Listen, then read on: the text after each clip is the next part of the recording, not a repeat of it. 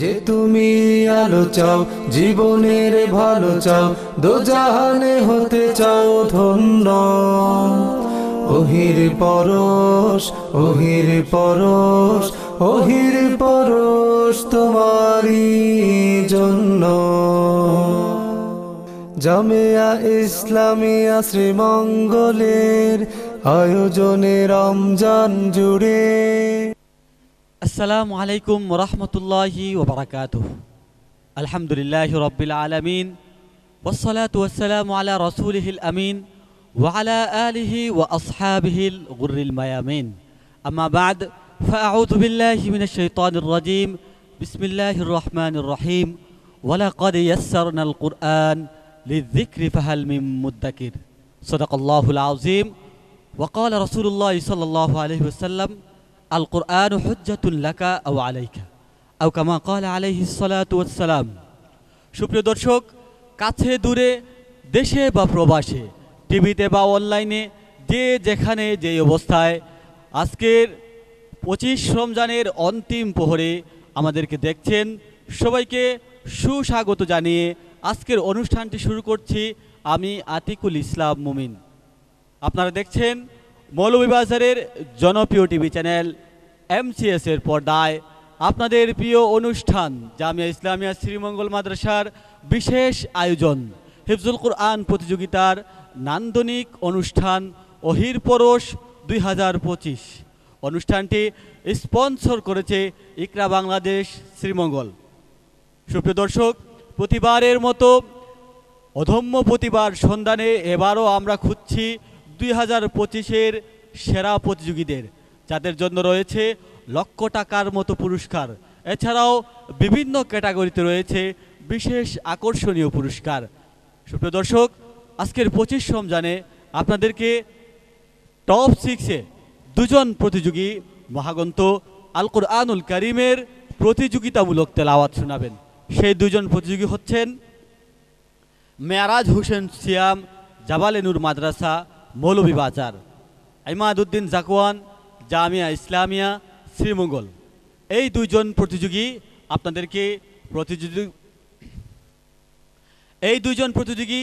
আপনাদেরকে প্রতিযোগিতামূলক তেলাওয়াত শোনানোর পূর্বে আমরা পরিচিত হয়ে নিচ্ছি সম্মানিত বিচারকদের সাথে এবং সম্মানিত অতিথিদের সাথে। বিচারক হিসাবে আজও দায়িত্ব পালন করবেন হযরত মাওলানা হাফেজ রুম্মান আহমদ হাফিজাহুল্লাহ। আসসালামু আলাইকুম ওয়া রাহমাতুল্লাহি ওয়া বারাকাতুহু। বিচারক হিসাবে আরও গুরু দায়িত্ব পালন করবেন জামিয়া ইসলামিয়া শ্রীমঙ্গল মাদ্রাসার সম্মানিত উস্তাদ হযরত মাওলানা হাফেজ সুমামা বিন আব্দুশ শাকুর। আসসালামু আলাইকুম ওয়া রাহমাতুল্লাহি ওয়া বারাকাতুহু। ওয়া আলাইকুম আসসালাম ওয়া রাহমাতুল্লাহি ওয়া বারাকাতুহু। আজ ওহির পরশ অতিথি মঞ্চে উপস্থিত হয়েছেন হযরত মাওলানা মুফতি মনির উদ্দিন হাফিজাহুল্লাহ, পরিচালক দারুস সুন্নাহ বালিকা মাদ্রাসা শ্রীমঙ্গল। আসসালামু আলাইকুম ওয়া রাহমাতুল্লাহি ওয়া বারাকাতুহু। অতিথি হিসাবে আমাদের সাথে আরও যুক্ত হয়েছেন হযরত মাওলানা লুকমান আহমেদ, সাবেক মুদাররিস, ঝেরঝেরিপাড়া মাদ্রাসা, সিলেট। আসসালামু আলাইকুম ওয়া রাহমাতুল্লাহি ওয়া বারাকাতুহু। ওয়া আলাইকুম আসসালাম ওয়া রাহমাতুল্লাহি ওয়া বারাকাতুহু। আলহামদুলিল্লাহ, আমরা পরিচিতি পর্ব শেষ করেছি। এবারে প্রতিযোগীকে মঞ্চে ডাকার পালা। প্রতিযোগীকে মঞ্চে ডাকবো তার আগে আজকের নিয়মটি জানিয়ে দিচ্ছি। আজকের টপ 6-এর প্রথম রাউন্ডের নিয়মটি হচ্ছে, সম্মানিত বিচারকগণ প্রথম প্রতিযোগীকে প্রথমে যে আয়াতটি তেলাওয়াত করবেন, প্রত্যেক প্রতিযোগী ওই আয়াত থেকে পড়া শুরু করবে। দ্বিতীয় প্রশ্নের নিয়ম হচ্ছে, সম্মানিত বিচারকগণ প্রত্যেক প্রতিযোগীকে যে আয়াত থেকে প্রশ্ন করবেন, প্রত্যেক প্রতিযোগী তার আগের আয়াত থেকে পড়া শুরু করতে হবে। আমি আবারও নিয়মটি জানিয়ে দিচ্ছি। প্রথম প্রশ্নের নিয়ম হচ্ছে, সম্মানিত বিচারকগণ প্রত্যেক প্রতিযোগীকে যে আয়াত থেকে প্রশ্ন করবেন সেই আয়াত থেকে পড়তে হবে। দ্বিতীয় প্রশ্নের নিয়ম হচ্ছে, সম্মানিত বিচারকগণ প্রত্যেক প্রতিযোগীকে যে আয়াত প্রশ্ন করবেন তার আগের আয়াত থেকে পড়া শুরু করতে হবে। স্টেজ পারফরমেন্স করার জন্য মঞ্চে ডেকে নিচ্ছি জাবালে নূর মাদ্রাসার ছাত্র হাফেজ মেয়ারাজ হোসেন সিয়ামকে। মঞ্চে আসছে হাফেজ মেয়ারাজ হোসেন সিয়াম। السلام عليكم ورحمة الله وبركاته. وعليكم السلام ورحمة الله وبركاته. أعوذ بالله من الشيطان الرجيم.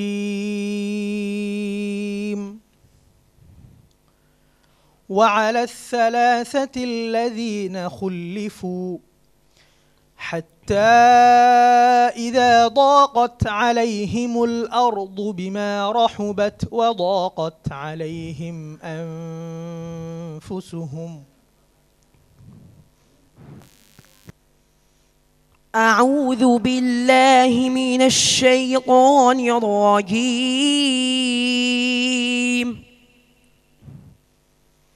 بسم الله الرحمن الرحيم.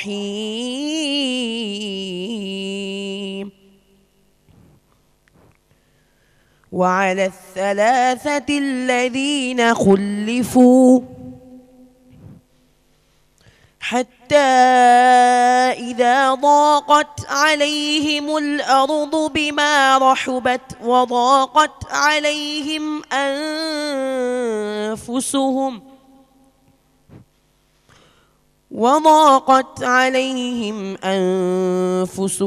وظنوا أن لا ملجأ من الله إلا إليه ثم تاب عليهم ليتوبوا إن الله هو التواب الرحيم. يا أيها الذين آمنوا اتقوا الله وكونوا مع الصادقين. ما كان لأهل المدينة ومن حولهم من الأعراب أن يتخلفوا عن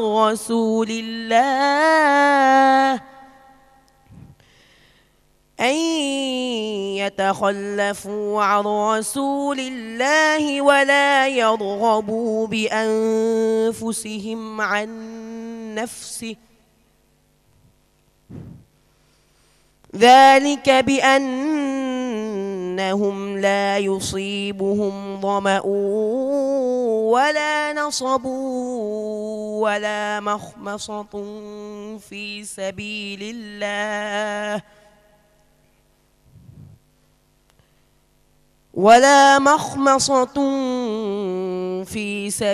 الله ولا يطؤون موطئا يغيظ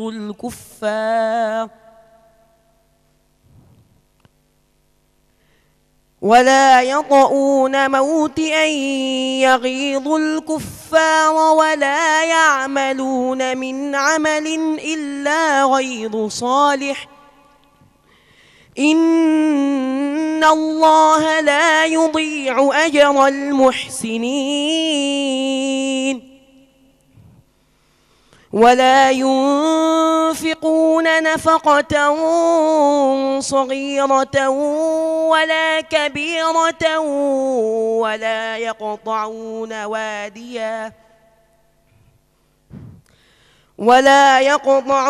واديا إلا كتب لهم ليجزيهم الله أحسن ما كانوا يعملون.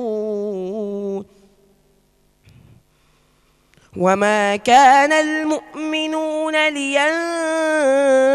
لينفروا كافة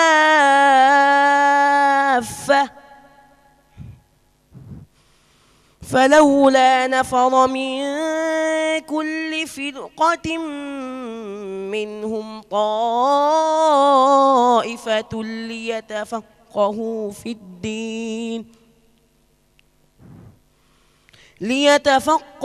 في الدين ولينذروا قومهم إذا رجعوا إليهم لعلهم يحذرون. حسبك. أعوذ بالله من الشيطان الرجيم.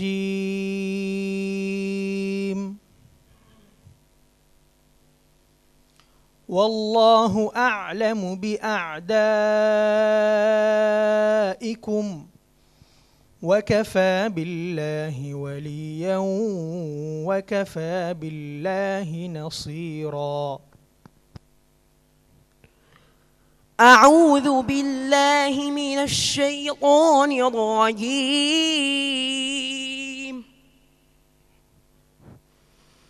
ألم تر إلى الذين أوتوا نصيبا من الكتاب يشترون الضلالة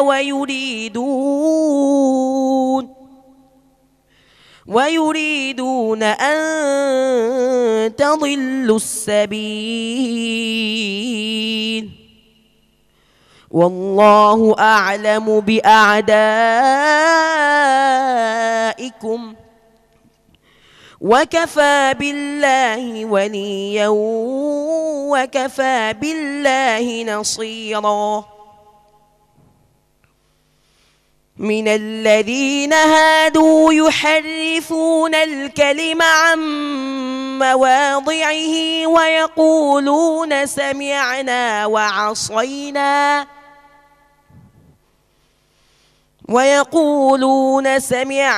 وعصينا واسمع غير مسمع وراعنا ليا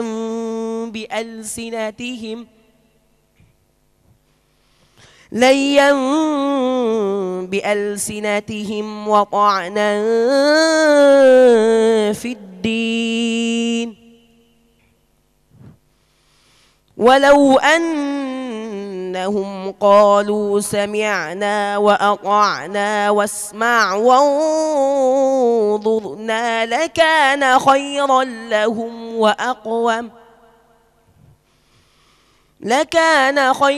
لهم وأقوم ولكن لعنهم الله بكفرهم فلا يؤمنون إلا قليلا. يا أيها الذين أوتوا الكتاب آمنوا بما نزلنا مصدقا لما معكم من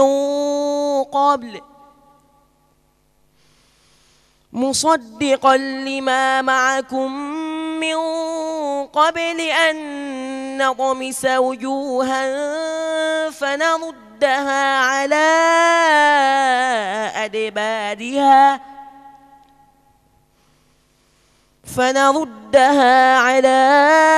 أدبارها أو نلعنهم كما لعنا أصحاب السبت وكان أمر الله مفعولا. إن الله لا يغفر أن يشرك به ويغفر ما دون ذلك لمن يشاء ومن يشرك بالله فقد افترى إثما عظيما. ألم تر إلى الذين يزكون أنفسهم بل الله يزكي من يشاء ولا يظلمون فتيلا. انظر كيف يفترون على الله الكذب وكفى به إثما مبينا. حسبك. صدق الله مولانا العظيم وصدق رسوله النبي الكريم.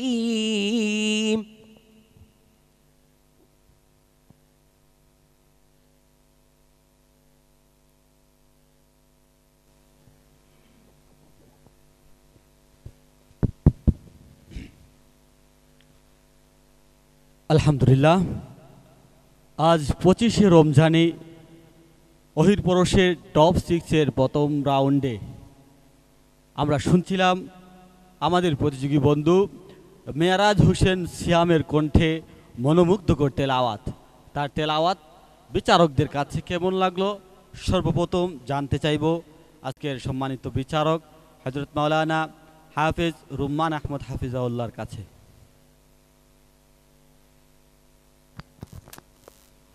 মাশাআল্লাহ, সিয়ামের তিলাওয়াত সুন্দর হয়েছে।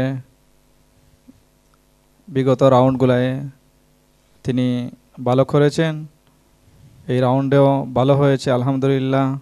তবে তোমার সিফাতের অনেক ঘাটতি আছে, হরফ উচ্চারণের ক্ষেত্রে, তাসবিদের ক্ষেত্রে আরও ঘাটতি আছে, আরও মেহনতের প্রয়োজন। তুমি অনেক দূর এগিয়ে যাও।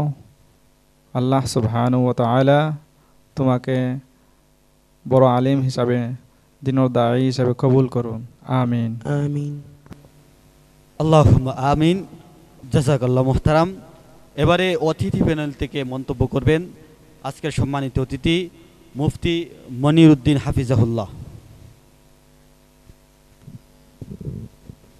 আলহামদুলিল্লাহ, প্রথমত আমি ওহির পরশ ফাউন্ডেশন কর্তৃপক্ষকে অভিনন্দন জানাই। এরকম সুন্দর একটি আয়োজন, কোরআনের প্রতিযোগিতার অনুষ্ঠান আঞ্জাম দেওয়ার জন্য। আমি মেরাজ হোসেন সিয়ামের তিলাওয়াত শুনে খুবই মুগ্ধ হয়েছি।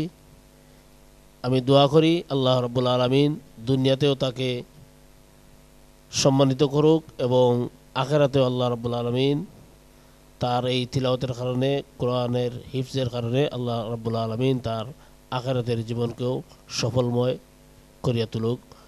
এই অভিব্যক্তি পেশ করেই আমি আমার কথাখানি শেষ করছি।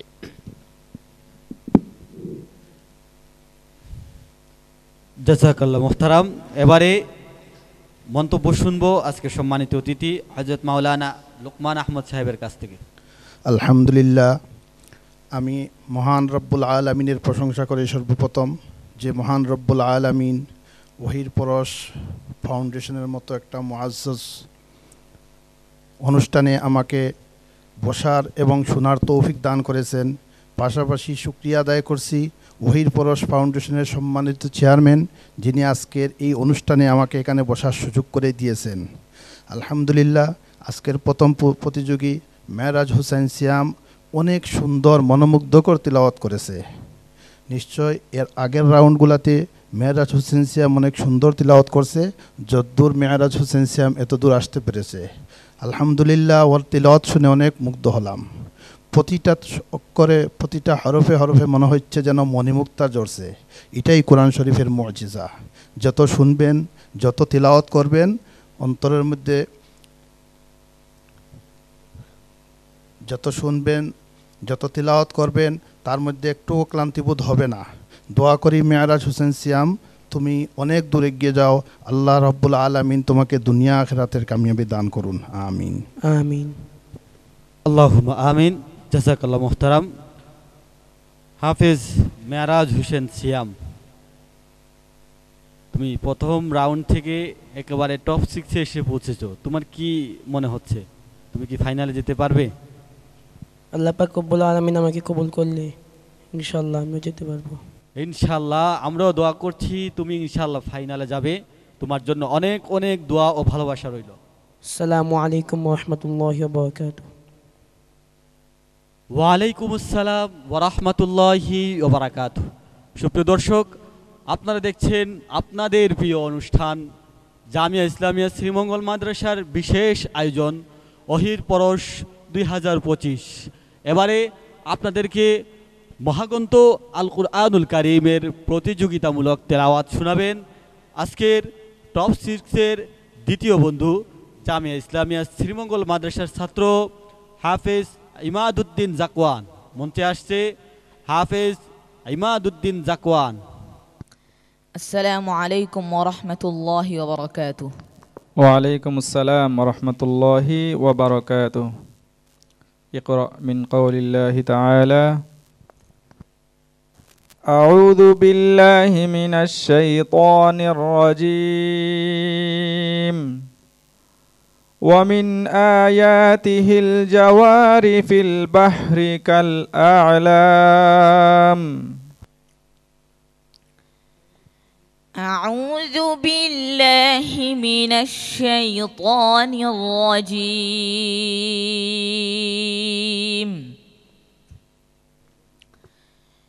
بسم الله الرحمن الرحيم.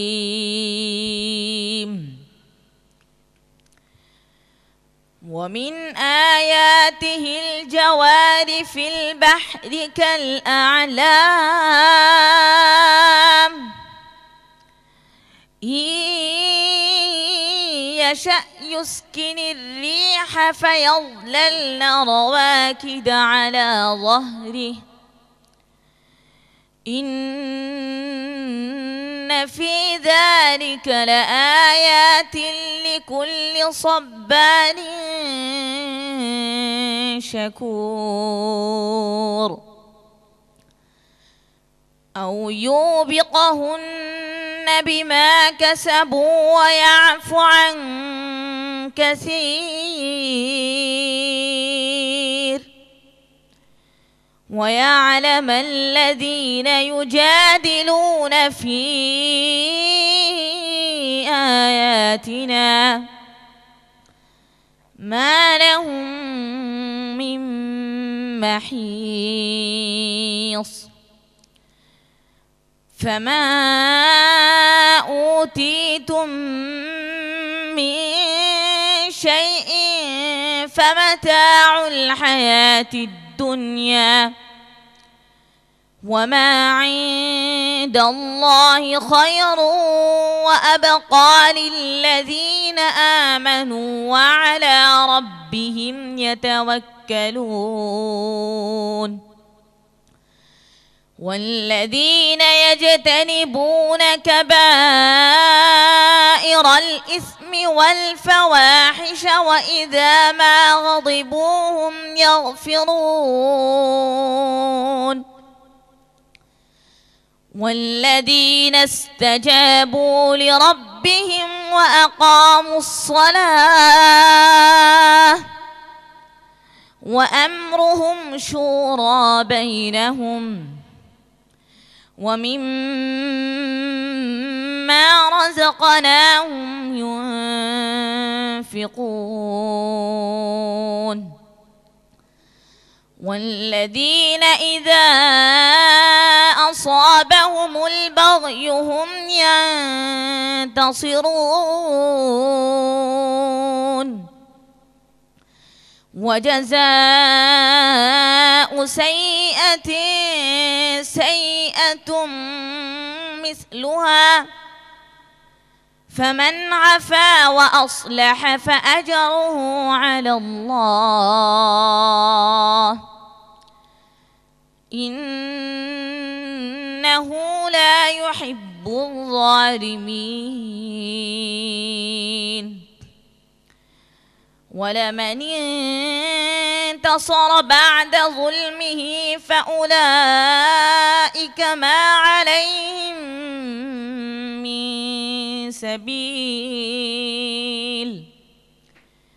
إنما السبيل على الذين يظلمون الناس ويبغون في الأرض بغير الحق أولئك لهم عذاب أليم ولمن صبر وغفر إن ذلك لمن عزم الأمور. حسبك. أعوذ بالله من الشيطان الرجيم. لا يزال بنيانهم الذي بنوا ريبة في قلوبهم. أعوذ بالله من الشيطان الرجيم. أفمن أسس بنيانه على تقوى من الله ورضوان خير أم من أسس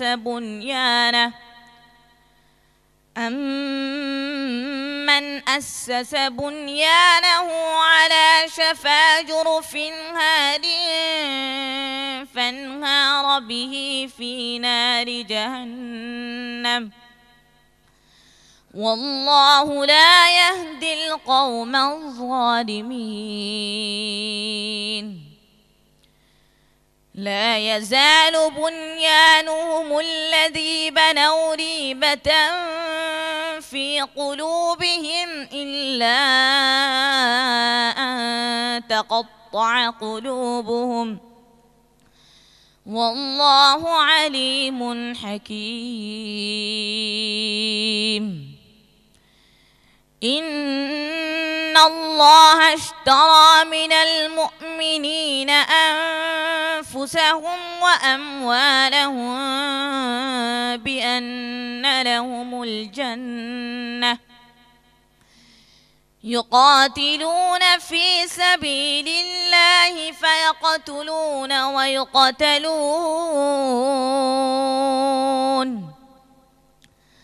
وعدا عليه حقا في التوراة والإنجيل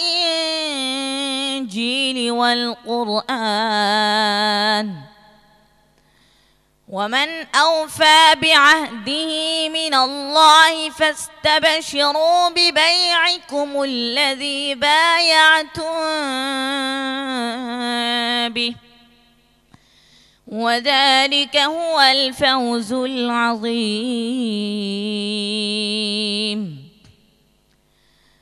التائبون العابدون الحامدون السائحون الراكعون الساجدون الآمرون بالمعروف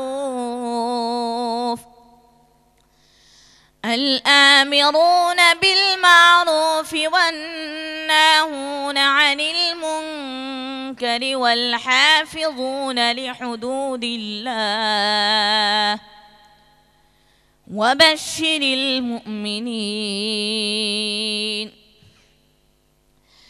ما كان للنبي والذين آمنوا أن يستغفروا للمشركين ولو كانوا أولي قربى من بعد ما تبين لهم أنهم أصحاب الجحيم وما كان استغفار إبراهيم لأبيه إلا عن موعدة وعدها إياه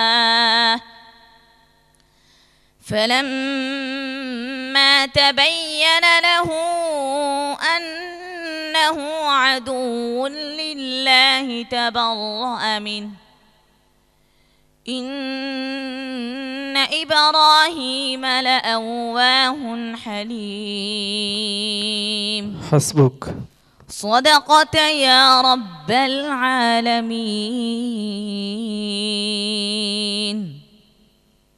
আলহামদুলিল্লাহ আমরা মনোমুগ্ধকর তেলাওয়াত শুনছিলাম আমাদের ছোট্ট বন্ধু জামিয়া ইসলামিয়া শ্রীমঙ্গলের ছাত্র হাফেজ ইমাদউদ্দিন জাকওয়ানের কাছ থেকে।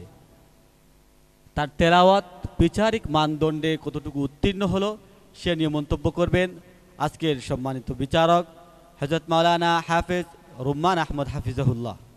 মাশাআল্লাহ, ইমাদউদ্দিন জাকওয়ান অত্যন্ত চমৎকার সুরে আমাদেরকে তিলাওয়াত করেছে।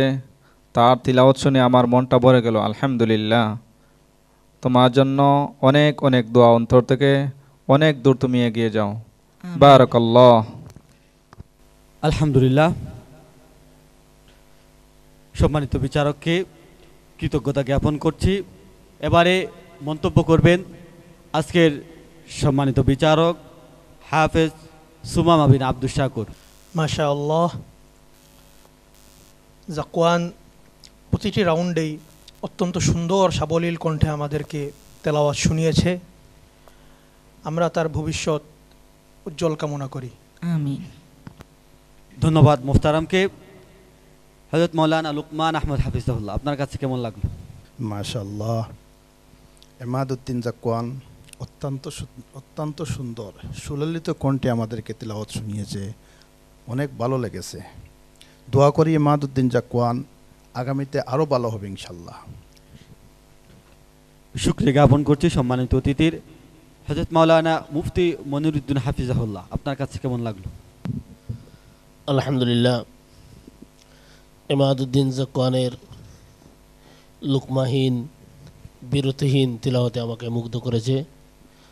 আমি দোয়া করি এমাদউদ্দিন জাকওয়ান তুমি কদম কদম এগিয়ে চলো, আল্লাহর কালাম আল কোরআনের প্রতিটি বাণীকে সুমধুর কণ্ঠে সারা বিশ্বময় তুমি ছড়িয়ে দাও, এই শুভকামনা রইল এমাদউদ্দিন জাকওয়ানের প্রতি। শুকরিয়া জ্ঞাপন করছি সম্মানিত অতিথির হাফিজ ইমাদউদ্দিন জাকওয়ান। তেলাওয়াত অত্যন্ত শ্রুতিমধুর, মাশাআল্লাহ, নান্দনিক তেলাওয়াত তোমার। আল্লাহ তাআলা তোমাকে ফাইনাল পর্যন্ত পৌঁছার তৌফিক দান করুন। আমিন। আসসালামু আলাইকুম ওয়া রাহমাতুল্লাহি ওয়া বারাকাতুহু। ওয়ালাইকুম আসসালাম ওয়া রাহমাতুল্লাহি ওয়া বারাকাতুহু। আলহামদুলিল্লাহ, পবিত্র মাহে রমজানুল মুবারকের 25 রমজানের অন্তিম প্রহরে আপনারা শুনছিলেন মহাগ্রন্থ আল কোরআনুল কারীমের তেলাওয়াত। আপনারা দেখছেন মৌলভীবাজারের জনপ্রিয় টিভি চ্যানেল MCS এর পর্দায় আপনাদের প্রিয় অনুষ্ঠান অহির পরশ 2025। নান্দনিক এই অনুষ্ঠানটি স্পন্সর করেছে ইকরা বাংলাদেশ শ্রীমঙ্গল। প্রতিবারের মতো এবারও আমরা খুঁজছি 2025-এর সেরা প্রতিযোগীদের, যাদের জন্য রয়েছে লক্ষ টাকার মতো পুরস্কার। এছাড়াও বিভিন্ন ক্যাটাগরিতে রয়েছে বিশেষ আকর্ষণীয় পুরস্কার। সুপ্রিয় দর্শক, আমরা অনুষ্ঠানকে আর দীর্ঘায়িত করতে চাচ্ছি না। আমরা টপ 6-এর 3টি রাউন্ডের ফলাফল একসাথে ঘোষণা করব। আজকে আমরা সম্মানিত অতিথিদের কৃতজ্ঞতা জ্ঞাপন করছি, সম্মানিত বিচারকদেরকে মোবারকবাদ জানাচ্ছি আমাদেরকে সময় দেওয়ার জন্য। সুপ্রিয় দর্শক, আপনাদেরকেও কৃতজ্ঞতা জানাচ্ছি আমাদের সঙ্গে এতক্ষণ থাকার জন্য।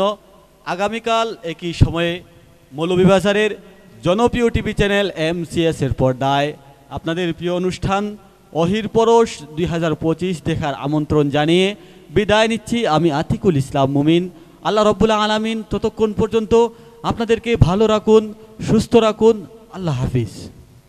যে তুমি আলো চাও, জীবনের ভালো চাও, দোজাহানে হতে চাও ধন্য।